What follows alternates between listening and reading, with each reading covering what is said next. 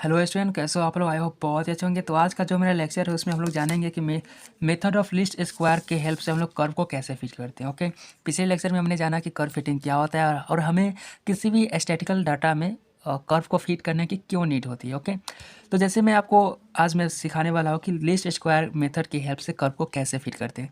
तो वैसे एग्जाम के पर्पज़ से देखा जाए तो कोई भी डेरिवेशन नहीं पूछता है, इसलिए मैं आपको डेरिवेशन नहीं कराऊंगा, डायरेक्ट क्वेश्चन आंसर की बात करेंगे एंड हम डायरेक्ट रिजल्ट की बात करेंगे। मतलब सीखेंगे कि कैसे होता है, कोई भी क्वेश्चन को कैसे बनाएंगे एंड उसका फिर क्वेश्चन आंसर देख के हम लोग कंप्लीट कर देंगे।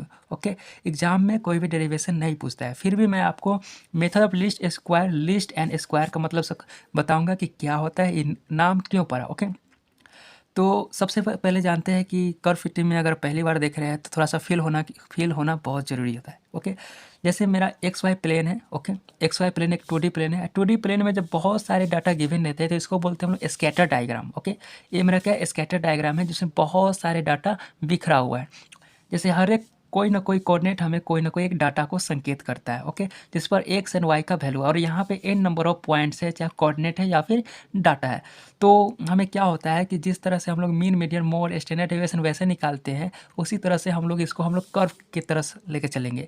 जिस तरह से हम लोग बहुत सारे डाटा में से एक मीन वैल्यू सेलेक्ट करते हैं, एक स्टैंडर्ड डेविएशन सेलेक्ट करते हैं, उसी तरह हम लोग कर्व को भी फिट करेंगे। ओके, तो कर्व फिटिंग में क्या होता है कि जब बहुत सारे डाटा गिवन रहता है तो इसको याद करना बहुत ही मुश्किल होता है, हार्ड वर्क है। ओके, तो कौन याद करता है भाई? यहाँ पे तो मैं 10-15 ले, अगर 1000 डाटा, बहुत सारे डाटा आ जाएगा तो याद करना ना के बराबर बहुत ही मुश्किल हो जाएगा। मुश्किल क्या है, याद कौन करेगा भाई?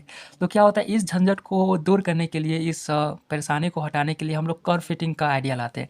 इसमें क्या होता है कि जब बहुत सारे पॉइंट्स दिए रहते हैं, कोऑर्डिनेट्स दिए रहते हैं या फिर डाटा गिवन रहता है, तो हम लोग सोचते हैं क्या कि इसमें से कर्व को ड्रॉ करें, एक ऐसा कर्व को फिट करें जो सारे डाटा को रिप्रेजेंट करता है। जैसे मैं आपको एग्जांपल से बताता हूँ कि मैंने एक कर्व को सपोज मैंने ले लिया। ओके, एक्स एंड वाई का वैल्यू है, यहाँ पे 2 है। तो अगर इस कर्व का मान अगर निकल जाए हमको कि 2x+3 सपोज ये मेरा वैल्यू है, तो हम सिर्फ कर्व का मान अगर याद कर लेंगे तो किसी भी डाटा के रेस्पेक्टिव हम किसी भी चीज़ का वैल्यू बता सकते हैं। जैसे सपोज कि अगर ये 2 किलोमीटर अगर फोर्स की बात करें और इधर मेरा क्या है, डिस्प्लेसमेंट है, तो 2 किलो न्यूटन पर कितना फोर्स लग रहा है, इसमें अगर सपोज बहुत सारे डाटा गिवन रहते तो इस डाटा को याद करना बहुत ही मुश्किल लगता है। लेकिन अगर हम डायरेक्ट रिजल्ट अगर पूछे, लाइन ड्रॉ करने के बाद अगर हम डायरेक्ट आपसे रिजल्ट पूछे कि 2 किलो फोर्स पर कितना डिस्प्लेसमेंट हुआ है, तो आप क्या करते, इस ऐसे आते, ये जो कोऑर्डिनेट है, ये कोऑर्डिनेट हमारा क्या है, लाइन शो कर रहा है कि 2 किलो न्यूटन पर कुछ ना कुछ यहाँ पे फोर्स है। तो 2 किलो न्यूटन पर वाई वैल्यू क्या दे रहा है, मेरा डिस्प्लेसमेंट दे रहा है। तो क्या हो जाएगा, 2 दूना 4+3 यानी कि 7, यानी कि 2,7। जब 2 किलो न्यूटन का फोर्स लगा रहे हैं तो 7 मीटर का डिस्प्लेसमेंट हो रहा है। तो एक लाइन से ही आपको पूरा पता चल रहा है। सपोज यहाँ पे अगर 4 किलो न्यूटन है तो इसके रेस्पेक्टिव हम लोग वाई का वैल्यू कितना डिस्प्लेसमेंट हुआ वो निकाल लेंगे हम लोग। कितना हो जाएगा, वाई का वैल्यू 2 × 4+3 यानी कि 4 दूना 8 3 11। वाई का वैल्यू कितना हो जाएगा, 11। अगर यही मैं आपको अगर पॉइंट देता बहुत सारे, ये हो जाएगा 4,11 और बहुत सारे इसी तरह ई वाला पॉइंट रहता। अगर मैं लाइन ड्रॉ नहीं किया हुआ रहता तो क्या होता, इस पॉइंट को याद करना पड़ता, इस पॉइंट को याद करना पड़ता, इस पॉइंट को याद करना पड़ता, इस पॉइंट, मतलब सभी पॉइंट को याद करना पड़ता। लेकिन मैं अगर इससे होते हुए अगर लाइन खींच दे रहा हूँ और लाइन का इक्वेशन अगर पता कर दे रहा हूँ तो सिर्फ हमको इक्वेशन ही याद करना पड़ेगा, अदरवाइज सभी को भूल जाना पड़ेगा। इसलिए हम लोग एक इक्वेशन ड्रॉ करना चाहते हैं, एक लाइन ड्रॉ करना चाहते हैं जो सारे डाटा को हमें मान बताते रहे। किसी एक डाटा कहीं भी हम लोग मान रखेंगे उसके रेस्पेक्टिव मेरा अनदर डाटा का वैल्यू निकल जाएगा। इसलिए हमें कर्व फिट करने की ज़रूरत पड़ती है। तो सपोज़ मैं यहाँ पे एक कर्व फिट कर दूँ, कुछ इस तरह से कर्व फिट हुआ। कर्व फिट होने के लिए कुछ बातों को ध्यान देना पड़ता है जो मैंने पिछले लेक्चर में भी बताया है। जैसे कि मेरा कर्व जो होना चाहिए एक स्मूथ कर्व होना चाहिए, उसके बाद मैक्सिमम नंबर ऑफ पॉइंट से भी पास करना चाहिए। ओके, तो मेथड ऑफ लिस्ट स्क्वायर इसका नाम क्यों पड़ा? इसका नाम इसलिए पड़ा कि लिस्ट मतलब हम लोग जो कर्व ड्रॉ करेंगे वो कर्व ड्रॉ करेंगे तो जो कर्व होना चाहिए, जो इस पॉइंट से इस कर्व की वर्टिकल दूरी बोले तो इसके पैरेलल, सपोज ये जो डिफरेंस है चाहे डेविएशन है या फिर डिस्टेंस कह दीजिए, कि हर एक पॉइंट से इस कर्व का जो डिस्टेंस होना चाहिए ये क्या होना चाहिए, बहुत ही मिनिमम होना चाहिए। इस डिस्टेंस को हम लोग इस अपने भाषा में कर्व फिटिंग में डेविएशन कहते हैं या फिर एरर कहते हैं या फिर रेसिड्यूअल भी कहते हैं। ओके, तो जो एरर या रेसिड्यूअल या डेविएशन होना चाहिए बहुत ही कम होना चाहिए। जो हम लोग कर्व को फिट करेंगे तो हम सोचेंगे देखेंगे कि जो सारा पॉइंट होना चाहिए वो कर्व के नज़दीक ही होना चाहिए। ओके, क्योंकि इस पॉइंट से कर्व को ड्रॉ करने के लिए मिनिमम 2 पॉइंट की आवश्यकता होती है। एक पॉइंट से भी हम लोग कर्व ड्रॉ कर सकते हैं, तो इसमें इन्फिनाइट नंबर ऑफ कर्व हम लोग ड्रॉ कर सकते हैं। जैसे मैं आपको एक ड्रॉ करके बताता हूँ, जिससे आपको पता चलेगा कि हाँ सही में। जैसे मैं एक कर्व ऐसे ड्रॉ कर दिया, तो इस कर्व से इसका डिस्टेंस बहुत ही ज़्यादा हो जाएगा। सपोज़ मैं एक और कर्व ड्रॉ कर देता हूँ कुछ इस तरह से, तो इस कर्व से इसका डिस्टेंस, हॉरिजॉन्टल डिस्टेंस या फिर वर्टिकल ही देखते हैं हम लोग, हमेशा वर्टिकल देखते हैं, तो इसका वर्टिकल डिस्टेंस बहुत ही ज़्यादा होगा। तो ये कर्व हम लोग ऐसा वैसा कर्व, कोई ऐसा नहीं कि कोई भी ड्रॉ कर ले हो जाएगा मेरा, वैसा नहीं। एक ऐसा कर्व होना चाहिए जो मैक्सिमम नंबर ऑफ पॉइंट से पास करे, एंड हर एक डाटा से इस कर्व का जो डिस्टेंस होना चाहिए एकदम बहुत ही कम होना चाहिए, ना के बराबर होना चाहिए, अप्रोक्स 0 ही होना चाहिए। ओके, मतलब क्या है, तो मिनिमम डेविएशन होना चाहिए। तो इस तरह से हम लोग कर्व को ड्रॉ करेंगे। तो लिस्ट का मतलब समझ गए, मतलब कि इस कर्व से हर एक पॉइंट का जो डिफरेंस होना चाहिए, डिस्टेंस होना चाहिए, क्या होना चाहिए, मिनिमम होना चाहिए। स्क्वायर का मतलब समझाते हैं। तो स्क्वायर हम लोग क्यों करते हैं, जैसे डेविएशन अगर कर्व के ऊपर है तो पॉजिटिव वैल्यू आएगा, एंड कर्व के नीचे है तो निगेटिव वैल्यू आएगा। कैसे, देखो अगर इस पॉइंट की बात करें तो वाई एक्सिस पर कितना है, सपोज ये मेरा 5 है, ये 7 है, एंड सपोज ये मेरा 3 है। ओके, तो इस पॉइंट से इसका डेविएशन 7 - 5 कितना होगा, +2। लेकिन इस पॉइंट सपोज ये मेरा कोई है और ये मेरा कोई यहाँ पे है 8 है। ओके, ये मेरा क्या है, 8 है, ये 8 है, और ये मेरा कितना है, इसके लिए ये था 7 था, इसके लिए 5 था। ओके, लेकिन इस यहाँ से यहाँ का डेविएशन पता करें तो ये कितना पर है, 3 मीटर पर है, और ये कितना पर है, 8 मीटर पर है। तो इस पॉइंट से चाहिए हमको, तो इसका डेविएशन कितना हो जाएगा, 3 - 8। जिस तरह से हम लोग यहाँ पे इस पॉइंट का डिस्टेंस कितना है, 7 मीटर पर, तो 7 - 5 करेंगे, क्योंकि इस पॉइंट से निकलना है, इसलिए पहले इस पॉइंट का डिस्टेंस लेंगे, देन इस कर्व पर, तो 7 - 5। इसी तरह से इस पॉइंट का कितना है डिस्टेंस, 3 मीटर, और इसका कितना है, 8 मीटर। टोटल कितना हो जाएगा, 3 - 5 यानी कि -5। तो यहाँ पे पॉजिटिव आया, यानी कर्व के ऊपर रहेगा तो पॉजिटिव डेविएशन, और कर्व के नीचे रहेगा तो नेगेटिव डेविएशन। साइन आपको बता रहा है कि एक ऊपर है एंड एक नीचे है। तो हम लोग क्या करते हैं, जैसे अगर यहाँ पे अगर टोटल डेविएशन की बात करें, तो +2 - 5 कितना हो गया, -3 हो गया। ओके, लेकिन अगर सपोज ये हमारा डेविएशन ऊपर वाला भी माइनस, सपोज मेरा अगर कर्व के ऊपर एक +5 डेविएशन है, कर्व के नीचे -5 डेविएशन, टोटल डेविएशन क्या हो जाएगा, 0 हो जाएगा, जो कभी पॉसिबल है ही नहीं। जब डेविएशन कुछ ना कुछ है तो डेविएशन होना ही चाहिए, लेकिन 0 होने के कारण ये मेरा क्या होता है, रूल खंडन हो जाता है। इसलिए हम लोग क्या करते हैं कि सेम वेटेज देने के लिए, साइन को क्या करने के लिए, सेम क्वांटिटी में चेंज करने के लिए हम लोग साइन को क्या करते हैं, स्क्वायर ले लेते हैं, जिससे साइन का हमें कोई परेशानी नहीं रहता है।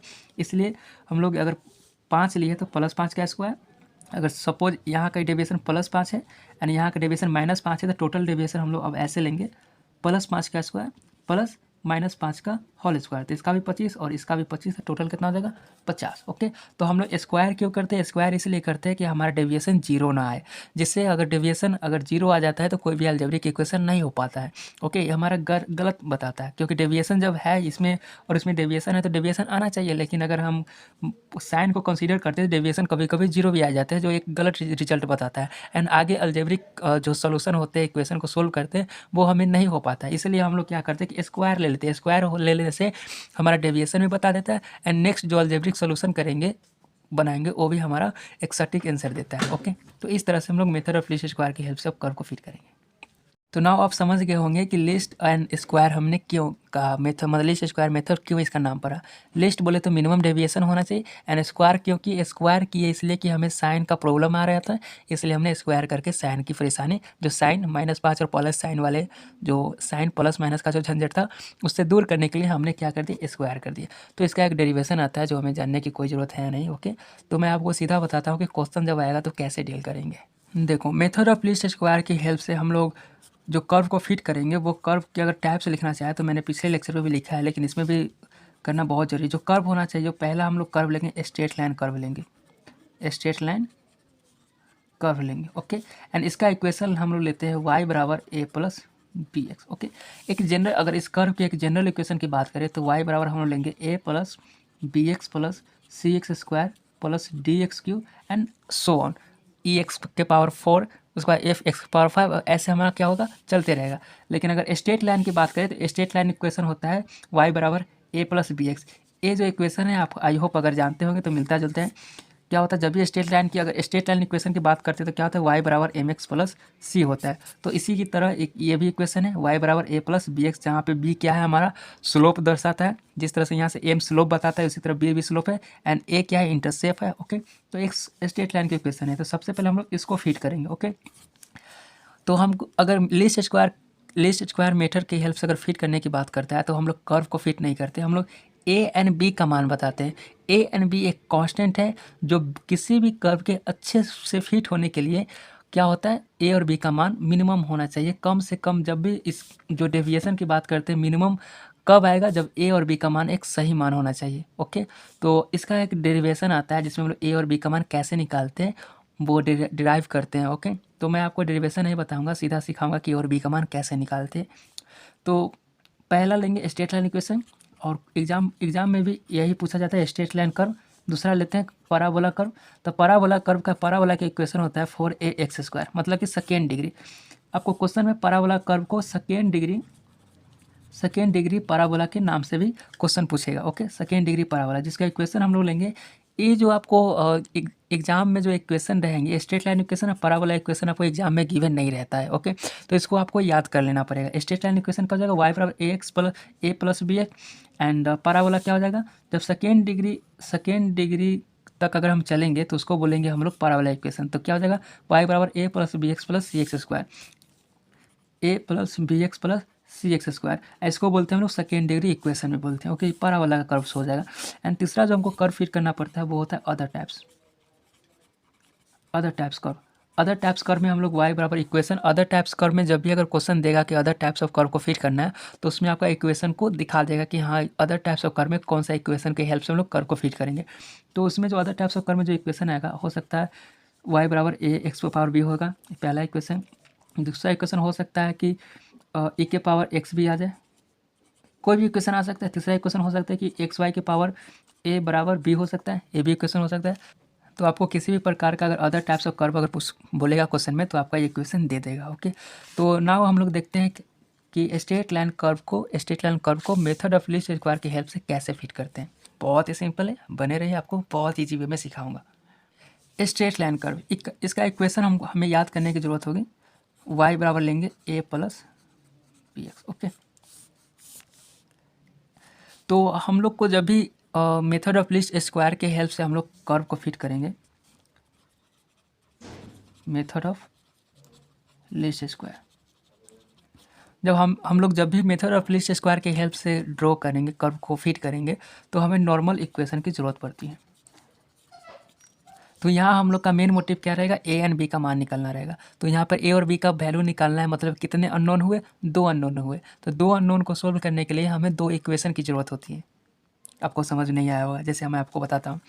हम लोग पढ़ते थे जैसे कि 2x प्लस 3y है अपन 4 है, ऐसा इक्वेशन आपने देखा है। अगर मैं यहाँ से कहूँ कि x और y का मान निकालिए, तो x और y का मान कैसे निकलेगा, जब तक एक और इक्वेशन अगर हम नहीं ऐड करेंगे इसमें तब तक नहीं निकल पाएगा। इसलिए जब भी हम लोग x और y का वैल्यू निकालने की बात करता है तो 2 इक्वेशन हमें होना चाहिए, तब यहाँ पे जाके प्लस माइनस करके x एंड y का वैल्यू हम लोग निकाल पाते हैं। इसी तरह से हमें a और b का मान निकालने के लिए हमें 2 नॉर्मल इक्वेशन की जरूरत पड़ती है। नॉर्मल इक्वेशन कैसे निकालेंगे, सिंपल रूल है, मल्टीप्लाई कोएफिशिएंट एंड ऐड कर देंगे, एडिशन। याद रखिएगा, मल्टीप्लाई कोफिशिएंट एंड एडिशन। तो यहाँ पे ए एंड बी का मान निकालना है, इसलिए ए का कोफिशिएंट एंड एडिशन। तो मैं यहाँ पे इक्वेशन लिख दे रहा हूँ, पहले आपको समझ में आ जाएगा। इक्वेशन 1, तो सबसे पहले क्या करेंगे, first normal equation, first m से normal equation, first normal equation. A का कोफिशिएंट कितना है, यहाँ पे 1 है, ए एक्स है, तो यहाँ एक्स का कोफिशिएंट कितना होता है, ए होता है। इसी तरह अगर ए की कोफिशिएंट बात करो तो कितना है, 1 है, तो 1 इसमें मल्टीप्लाई करेंगे एंड ऐड कर देंगे। ओके, तो इसमें मल्टीप्लाई करेंगे तो क्या हो जाएगा, y। एंड एडिशन की बात करें तो यहाँ पे जितने नंबर ऑफ पॉइंट्स रहते हैं उतना, जैसे यहाँ पर अगर n नंबर ऑफ पॉइंट्स की बात करें तो पहला point x1 y1 x2 y2 x3 y3 dot dot dot, इसी तरह से n नंबर ऑफ पॉइंट्स है। ओके, तो जब भी हम लोग कोफिशिएंट को ऐड करेंगे तो इसमें ऐड करेंगे तो 1 होगा, a का कोफिशिएंट कितना है 1, तो 1 उसको ऐड करेंगे तो y1 plus y2 plus y3 dot dot dot बहुत सारे आएंगे। सपोज मैं लिख दे रहा हूँ y1 plus y2 plus y3 plus y4 dot dot dot बराबर a। बार बार अगर हम इसको ऐड करेंगे, बार बार अगर y1 y का वैल्यू रखेंगे, y1 y2 y1 x2 y2 x2 y3 x3 add करेंगे तो ये भी ऐड होगा, a plus a plus a plus a plus dot dot plus इसको भी b into x1 plus b into x2 plus b into x3 dot dot dot इस तरह से। तो इसको एक टर्म में लिखेंगे समेसन ऑफ वाई। ओके, इसको लिखेंगे ए, एक ए है तो ए, दो ए है तो दो ए, तीन ए है तो तीन ए, चार है तो चार है, इसको लिखेंगे। इसी तरह अगर एन ए है तो एन ए लिखेंगे, प्लस यहाँ पे y का वैल्यू एन टाइम्स तक है। इसी तरह यहाँ पे b कॉमन है एंड समेसन ऑफ क्या है x1 x2 x3 आ जाएगा, तो इसको लिखेंगे हम x। तो फर्स्ट हमारा नॉर्मल इक्वेशन कुछ इस तरह से आ जाएगा। क्या किए, कोफिशिएंट ऑफ ए कितना है 1 है एंड ऐड कर दिए। कोफिशिएंट ऑफ ए y है तो y हो जाएगा, इसमें 1 से मल्टीप्लाई करेंगे तो a हो जाएगा एंड एडिशन की है तो यहाँ पे ऐड करेंगे तो बहुत सारे पॉइंट, स्कैटर डायग्राम बहुत सारे पॉइंट है। ओके, तो बहुत सारे पॉइंट को ऐड, देखिए आपको इस अगर नहीं समझ में आ रहा है तो फिर से मैं आपको देखो बता दे रहा हूँ, समझना बहुत इंपॉर्टेंट है। y बराबर a प्लस बी एक्स है, तो यहाँ पे सपोज x1 है y1 है फर्स्ट पॉइंट के लिए, तो फर्स्ट पॉइंट के लिए इक्वेशन क्या हो जाएगा, y का वैल्यू y1 रखेंगे तो y1 बराबर a plus b x two हो जाएगा। सेकेंड पॉइंट आपको पॉइंट दिए रहेंगे x2 y2 है तो क्या हो जाएगा y2 बराबर a plus b x two हो जाएगा। Third point x3 y3 coordinate है, बहुत सारे कोऑर्डिनेट गिवन रहेगा तो y3 बराबर हो जाएगा a plus b x three. सबको अगर ऐड करेंगे, सबको ऐसे बहुत सारे रहेंगे इन टाइम्स, आपको ऐड करें तो y1 y2 y3 dot dot dot 1 2 3, यहाँ पे 3 है तो 3 लिखेंगे, प्लस यहाँ पे b common x1 plus x2 x1 है प्लस x3 डॉट डॉट। तो इसको हम लोग समेशन ऑफ y लिख दिए। इसको n है, सपोज अगर बहुत सारा n, अब बहुत सारा a रहता है n टाइम्स रहता है तो इसको n लिखते हैं, प्लस यहाँ 1a है तो 1a, 2 है तो 2, 3 है 3, अगर n टाइम्स ऑफ a है तो n लिखेंगे। इसी तरह b इंटू समेशन ऑफ क्या लिखेंगे x लिखेंगे। यही मैंने क्वेश्चन यहाँ पे लिखा है। तो मैं आपको फिर से बता रहा हूँ, आई होप कि आपको समझ में आया होगा। स्ट्रेट लाइन करो y बराबर a प्लस बी एक्स, आपको नॉर्मल इक्वेशन के हेल्प से हम लोग आगे के कोई भी मान निकालेंगे। ओके, तो नॉर्मल इक्वेशन आपको निकालना बहुत ज़रूरी है। तो नॉर्मल इक्वेशन कैसे निकालेंगे, अननोन्स क्या है, एक और दो है a एंड b अननोन्स है यहाँ पे। तो नॉर्मल इक्वेशन कैसे निकालेंगे, मल्टीप्लाई कोएफिशिएंट एंड क्या कर देंगे समेशन या एडिशन, समेशन ले लेंगे। ओके, समेशन बोले तो एडिशन, सम बोले तो एडिशन। ओके, तो ए का कोफिशिएंट कितना है, यहाँ पे 1 है तो इसमें भी 1 मल्टीप्लाई करेंगे। ओके, 1 मतलब इक्वेशन में भी 1 से मल्टीप्लाई करेंगे तो मल्टीप्लाई कोफिशिएंट हो गया इसका काम। उसके बाद क्या लेंगे, समेशन लेंगे। इसमें 1 से मल्टीप्लाई करेंगे तो वाई रह जाएगा एंड समेशन ऑफ वाई। इसमें मल्टीप्लाई करेंगे एन आ जाएगा एंड एडिशन बहुत सारे एन, अभी मैंने बताया बहुत सारे एन है तो एन हो जाएगा। इसको करेंगे तो b into summation of x हो जाएगा। ओके, पहला इक्वेशन हो जाएगा। सेकेंड इक्वेशन बी का कोफिशिएंट लेंगे तो बी का कोफिशिएंट यहाँ पर कितना है, एक्स है। ओके, हमेशा एक्स का ही कोफिशिएंट नहीं होगा, यहाँ अगर बी का कोफिशिएंट की बात करें तो हमारा क्या हो जाएगा, एक्स होगा। तो अब इसमें एक्स से मल्टीप्लाई करेंगे। ओके, तो इसमें अगर इस इक्वेशन में एक्स से मल्टीप्लाई करेंगे तो क्या हो जाएगा, एक्स वाई हो जाएगा। मल्टीप्लाई कोफिशिएंट एंड समेशन बराबर। इसमें अब मल्टीप्लाई करेंगे तो क्या हो जाएगा, ए एक्स हो जाएगा। तो फर्स्ट पॉइंट के लिए ए एक्स वन हो जाएगा, सेकेंड पॉइंट के लिए ए एक्स टू हो जाएगा, थर्ड पॉइंट के लिए ए एक्स थ्री हो जाएगा।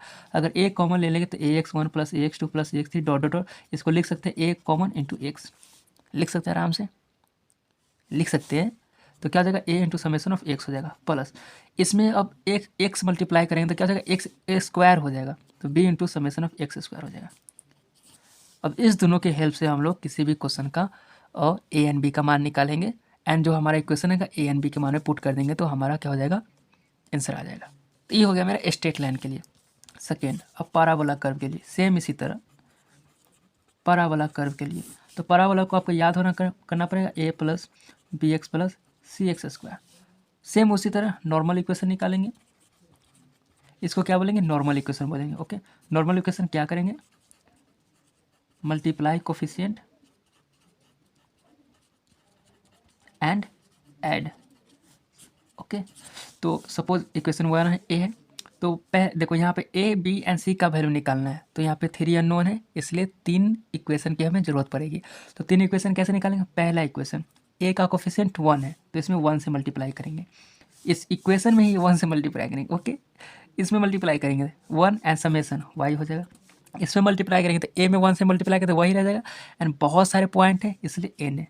ओके, इसमें अगर इसको अगर आपको समझने में दिक्कत होगी तो आप फिर से बैक करके आप देख सकते हैं। ओके, क्योंकि यहाँ पे बहुत सारे पॉइंट, एक पॉइंट की बात मैं नहीं कर रहा हूँ, बहुत सारे पॉइंट हैं एंड सभी को सम कर रहा हूँ, ऐड कर रहा हूँ।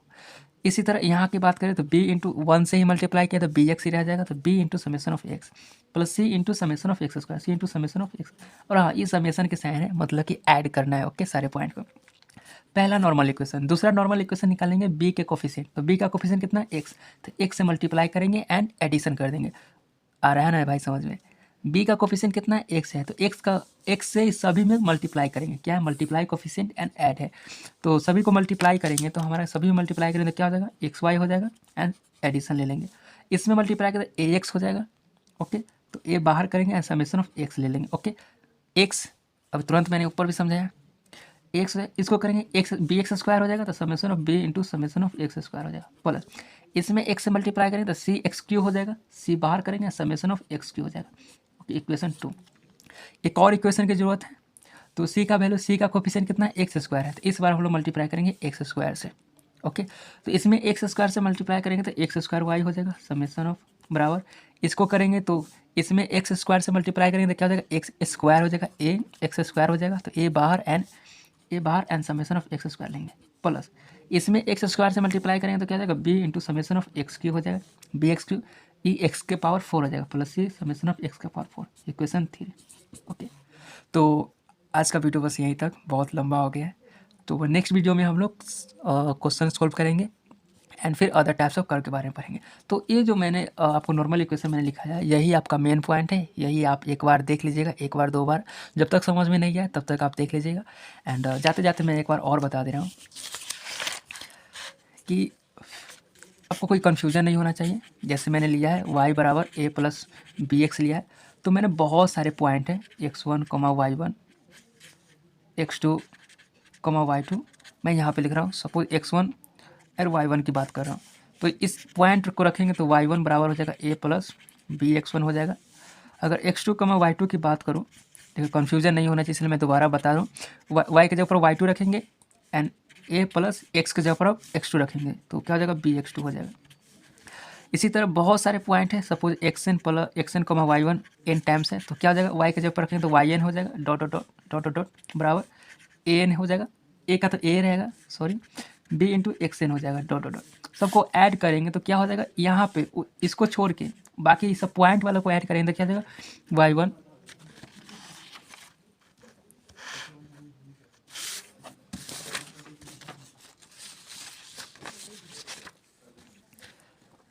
y1 प्लस y2 प्लस अगर तीसरा पॉइंट देता है y3 dot dot dot yn हो जाता है बराबर ए डॉट डॉट डॉट कहाँ तक? n टाइम्स लिखाएगा plus a dot dot dot a plus bx1 bx2 bx3 bx1 plus bx2 dot dot dot कहाँ? bxn तक है। ओके, मैं इस टर्म को एक लाइन में लिख सकता हूँ summation of x, sorry summation of y का वैल्यू 1 से लेकर n तक। ओके, इस वैल्यू कितना मेरा रहेगा? जितना मैंने पॉइंट्स लिए उतने ही ए आएंगे, तो इसको लिख सकते हैं मैंने ए एन पॉइंट से, तो ए इसको लिखना है। तो इसको मैं कैसे लिखूंगा? देखो सभी में बी है तो बी मैं कॉमन ले लेता हूँ और लिख सकता हूँ। यहाँ मैं इसको समझाता हूँ, बी कॉमन है and x1 plus x2 plus dot dot dot xn तक है। तो बी कॉमन लेकर समेशन ऑफ मैंने x लिखा। x का समेशन ऑफ x बोले तो ये वाला वैल्यू x से लेकर x1 तक। ओके, मैं यही लिखा हूँ। ओके, एंड नाउ अगर आपको ये समझ में आ गया तो प्लीज़ लाइक एंड सब्सक्राइब कर दीजिएगा। तो फिर मिलते हैं फिर नेक्स्ट वीडियो में। इसके बाद हम लोग क्वेश्चन प्रैक्टिस करेंगे। आई होप आपको आइडिया आ गया होगा। नाउ अब हम लोग क्वेश्चन बहुत ईजी है, बस इतना ही समझना है। क्वेश्चन करेंगे तो सारा समझ में आ जाएगा। तो फिर मिलते हैं नेक्स्ट वीडियो में। तब तक के लिए बाय।